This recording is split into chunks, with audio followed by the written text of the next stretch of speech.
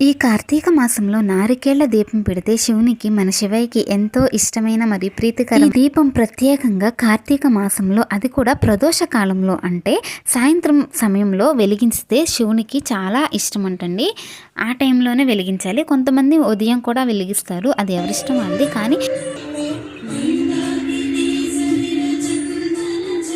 ఎక్కువ శాతం అయితే ప్రదోష కాలంలోనే వెలిగించాలి అని చెప్తున్నారు.